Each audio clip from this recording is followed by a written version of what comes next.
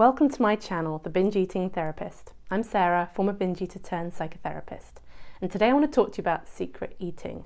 I know this is a big topic and I think it will apply to a lot of people, not just people who struggle with binging. And what I mean by secret eating is eating in a way that you wouldn't do in front of others and that you wouldn't tell anybody about.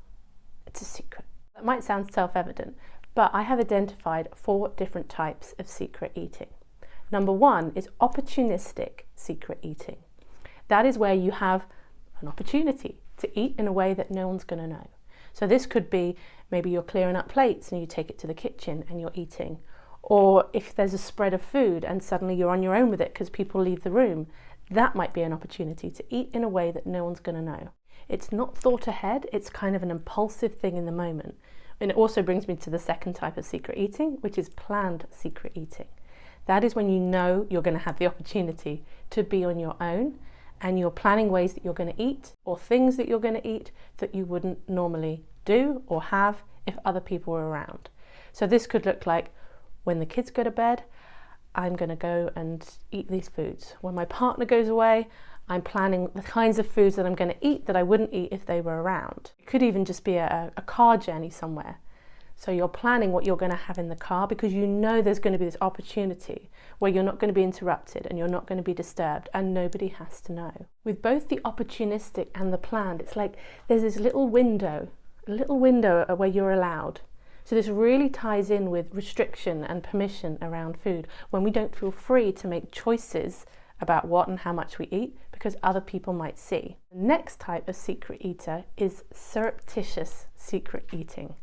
So that is, I can remember, for example, when I'd be traveling around London, I could be on the tube and maybe I was going into a binge or in the middle of a binge and I would have food in my bag and I would just be eating the food out of my bag. So there were people around, they weren't really paying attention to me and it wasn't super clear what I was eating because I'm doing it surreptitiously. This could also happen if you were at home and you're in the kitchen and you put your head in the fridge and you take a bite, maybe there's somebody in the room. It's that idea of sort of eating in a way where you're hiding in plain sight. So whoever's around, there's someone around, but they're not really aware of what's going on. And the last type of secret eating is where we are trying to hide it from ourselves. For the others, I kind of talked about how you might be hiding it from other people, but particularly in a binge, not everyone experiences this, but some people experience kind of slipping into like a trance state. It feels like a switch has just gone and you're not really aware of what you're doing. You're vaguely aware that you're eating, but not really how much. And then you wake up afterwards and you see how much you've eaten. Then maybe there's a lot of shame and difficult feelings that come alongside of that. And we know that people are not very good at self-reporting how much they've eaten. We tend to underestimate how much we've eaten. However, if you have an eating disorder, that is less likely to be the case because you're more likely to be hypervigilant about what you eat. But there might be times when it's like another part of your brain has to take over, because if you were able to be fully present and aware of what you were eating, there would be an enormous amount of conflict about that. So the 4 types are then opportunistic, planning, surreptitious, and hiding from self. Now I'm scoring a 4 for 4. I don't know about you. Let me know in the comments below. But also let me know if you can think of another type of secret eating. If we think about why we might be secret eating, first thing that comes to mind for me is judgment. There's a fear of what people might think if they saw what you were eating. And for some people that might be might be really based in reality if you have someone in your life who does openly judge what you eat. And for many, there will also be projections that everybody must be judging what you eat.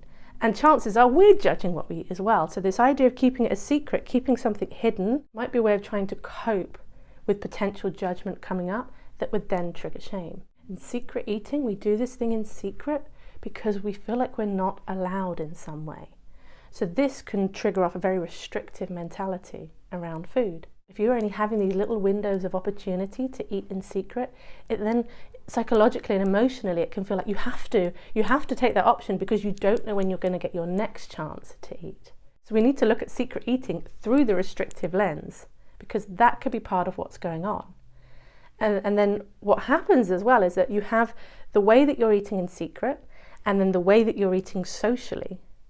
And the further apart those two are, I think the more fragmented the sense of self is. And what I mean by that, if you have 2 such different selves that are showing up, There's that, well, which one's real? And chances are, if you don't have a very good opinion of yourself, you're going to think, oh, the secret eater, that's the real me. The one that's out of control and that hides and that's full of shame. That must be who I am. And the social side is just a performance. So when we're working through any kind of eating problems, we want to try and bring these two closer together. They may not always be exactly the same because we are social beings who are influenced by social expectations and by what those of us around are doing. And for me, in some situations, I might be more influenced than others.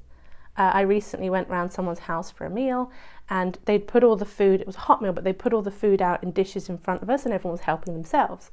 I noticed everyone was taking quite small portions and I didn't know how much food there was to go around, so I took a smaller portion. And then when everyone had finished what they'd got, I assumed that there would be people going in for seconds and no one did. So I didn't, even though I wanted some more. In hindsight, I was telling myself, why didn't I just go in? Why didn't I just ask for more? It would have been okay. But this wasn't somebody's house that I'd been to before and I didn't quite feel comfortable enough.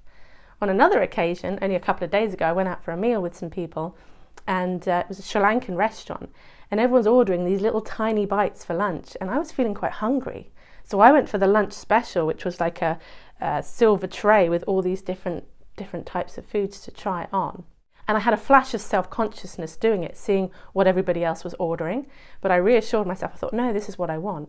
And everyone on the table had food envy. Everyone wanted to try my foods. Everyone was saying how they wish they'd got what I'd got.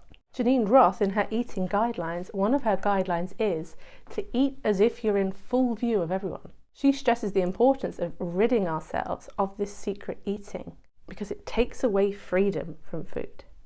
If you are eating the same way in public as you are in secret, then it's probably not secret eating. There's a consistency there. Now I get it, you're not going to want to lose control in front of others and eat in a compulsive way, but I'm going to leave you with a question.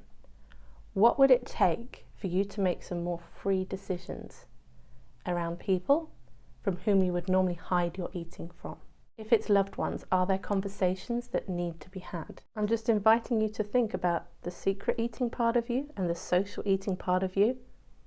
And I'm going to ask you, how can you bring them just a little bit closer together so that you get to experience yourself in a more cohesive way around food? This is not because it's anything morally wrong about hiding what we're eating. There's nothing morally wrong. We don't owe people what's going on around food. We don't owe people some kind of confession that this is the way that we're eating. So I'm talking about this just for the benefit of you, for the benefit of how you get to feel about yourself. That's all. And of course, I'm a big fan of groups and meeting people and connecting in safe spaces so that you can talk about these things so they're no longer a secret. So if you want to hear more about the kind of groups that I run, I'll pop the details below. But anyway, thanks for watching and I'll see you on the next video.